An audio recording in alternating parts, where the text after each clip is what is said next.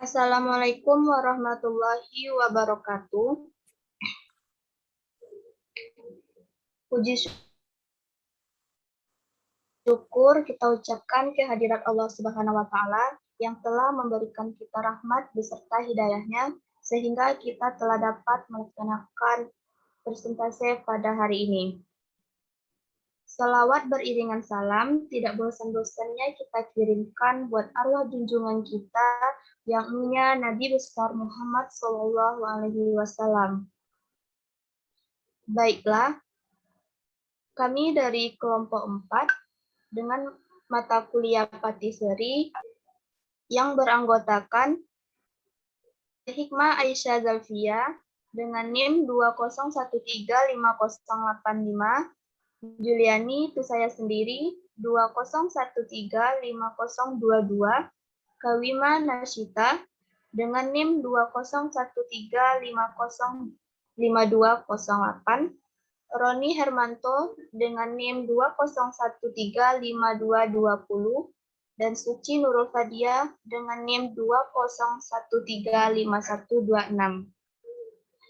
Pembaca materi pertama yaitu tentang pengertian dan klarifikasi produk patisserie yang akan dibacakan oleh Aisyah. Kepada Aisyah, disilakan. Pengertian patisserie. Patisserie berasal dari bahasa Prancis yaitu patisserie yang artinya kue-kue.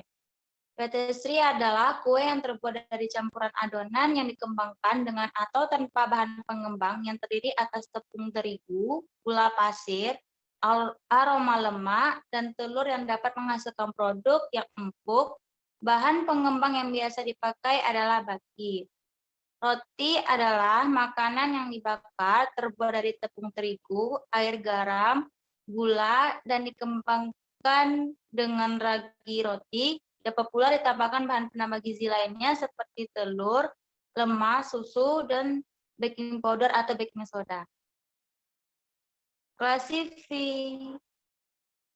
Klasifikasi produk patisserie. Patisserie terbagi menjadi dua, yaitu kue oriental dan kue kontinental. Kue oriental, kue-kue Indonesia termasuk jenis kue oriental. Kue oriental pada umumnya menggunakan lemak cair seperti santan dan minyak. Kue kontinental pada umumnya menggunakan lemak padat seperti margarin, mentega, dan shortening. Contohnya yes product, breads, cake and icing, cookies, pastries, cream, pudding, frozen dessert, dan candy.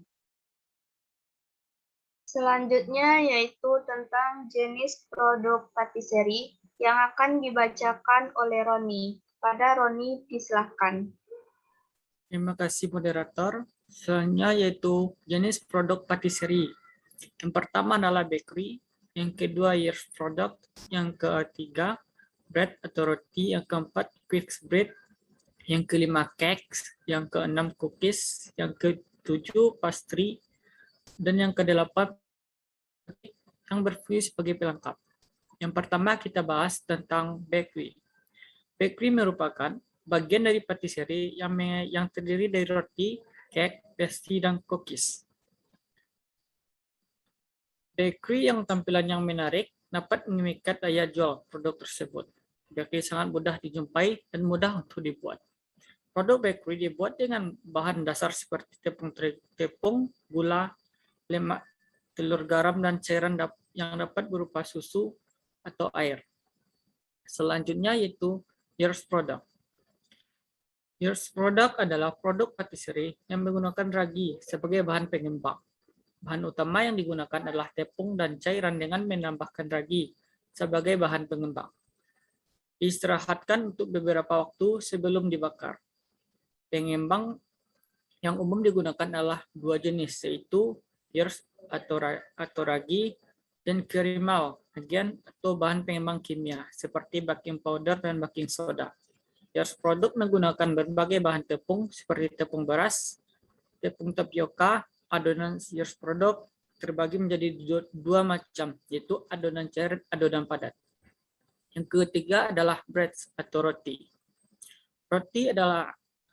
Roti istilah untuk berbagai jenis roti seperti rolls, hamburger, dog produk burst, dan lainnya.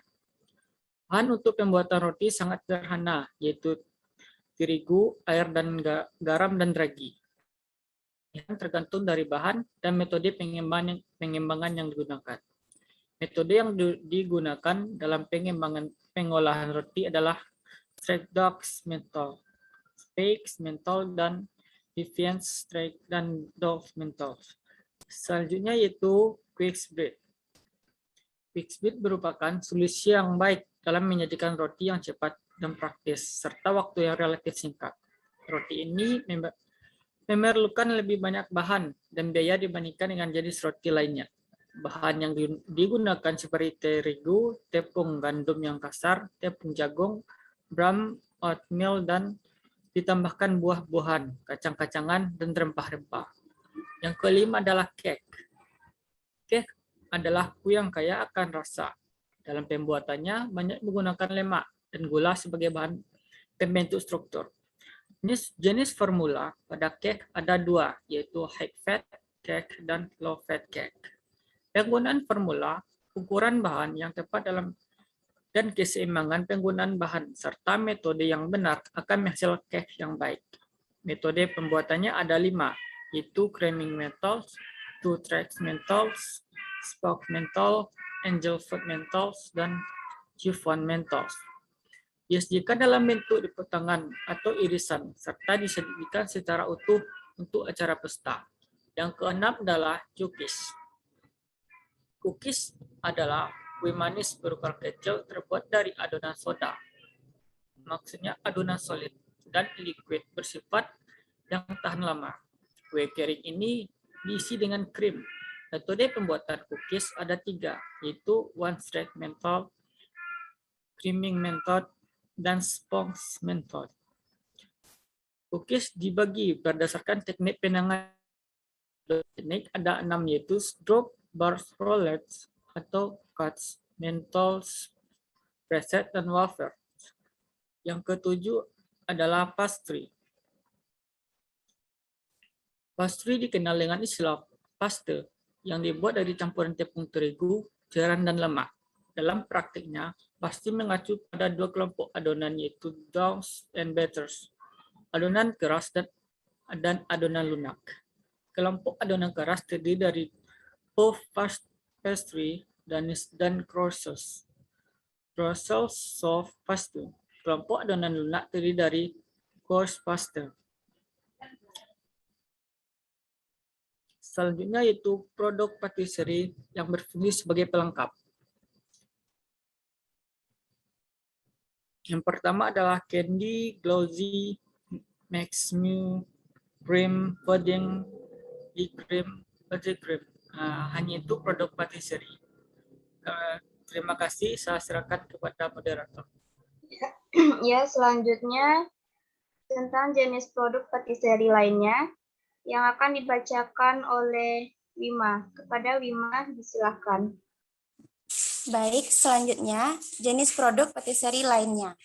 Yang pertama adalah krim. Adalah produk patisserie yang menggunakan telur, susu, dan gula. Apabila campuran tersebut dipanggang, akan menghasilkan dessert krim, brulee, atau krim karamel. Apabila dimasak dengan api kompor, maka akan diperoleh vanilla sauce atau krim anglaise dan pastry cream. Pastry cream digunakan sebagai bahan pengisi atau pelapis kue. Kedua adalah meringue. Meringue apabila ditambahkan ke dalam krim atau whipped cream akan menghasilkan mousse, Bavarian cream, diplomat cream, atau souffle. Bahan setengah yang juga banyak digunakan di patisserie adalah lane, glazes, dan saus yang memberikan makna berbeda antara kue setelah dipanggang yang langsung disajikan dengan kue yang setelah dipanggang masih diberikan hiasan untuk disajikan sebagai dessert. Ketiga adalah buttercream. Adalah bahan vital setengah jadi di bagian patisserie yang digunakan sebagai bahan pengisi maupun penutup kue atau egg. Buttercream terbagi 3 jenis, yaitu Italian buttercream, German buttercream, dan French Buttercream masing-masing memiliki karakter yang berbeda dan cocok digunakan untuk jenis produk yang berbeda. Keempat adalah puding. Puding adalah produk yang umumnya dikentalkan dengan maizena, custard powder, atau telur seperti pada coklat puding, coconut puding, atau puding karamel, serta puding beras. Menurut suhunya, puding dibedakan menjadi puding panas dan puding dingin, yang pada penyajiannya selalu disertai dengan saus tertentu. Puding dapat ditambahkan buah-buahan, kacang-kacangan, coklat atau krim, dan buah ceri. Kelima, glazing. Glazing adalah menutup produk patisserie dengan memberi lapisan tipis di permukaan produk bahan yang digunakan bisa dengan fondant, ganache, dan selai atau bahan pelapis yang mengandung bahan dasar gelatin. Fungsinya agar dapat memperkuat tampilan kue atau dessert. Yang keenam adalah ice cream, merupakan hidangan penutup dingin terbuat dari susu segar, gula, telur, dan bahan tambahan lain seperti coklat, buah-buahan, atau kacang-kacangan. Es krim diolah menggunakan mesin es krim atau dikocok secara manual. 7. Candy, merupakan salah satu produk pangan yang digemari. Permen kaya gula sehingga perlu penanganan khusus. Berdasarkan bahan bakunya, permen dibedakan menjadi dua, yaitu sugar confectionery dan coklat confectionery. Sugar confectionery bahan bakunya berbasis gula, sedangkan coklat confectionery bahan bakunya berbasis coklat. Penggolongan candy juga didasarkan pada perbedaan tekstur, hard dan juga soft, dan cara pengelolaannya. Coklat juga dapat menjadi bahan pengisi dan pelapis. Dikembalikan kepada moderator. Ya, yang terakhir, laporan hasil observasi produk patisserie yang akan dibacakan oleh Suci. Pada Suci, disilakan. Baiklah, selanjutnya saya akan membacakan laporan hasil observasi produk patisserie. Kami melakukan observasi di toko kue Mama Kek yang berada di dekat rumah teman kami, yaitu di Jorong Tabe Akyang, Kecamatan Lintau Buo Utara, Tanah Datar, Sumatera Barat, pada Minggu 22 Agustus 2021. Mama Kek telah lama berdiri, dan menu makanannya pun beragam, mulai dari kue bolu kukus, kue putu ayu, stik reiko, ada kue brownies, kue ulang tahun, dan ada kue pernikahan.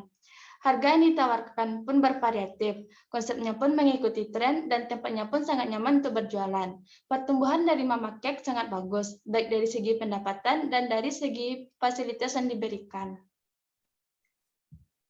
Dan klasifikasi produk patisserie. Jenis kek yang dijual di toko Mama Kek ada kue bolu kukus, kue putu ayu, kue brownies, kue ulang tahun, dan ada kue pernikahan.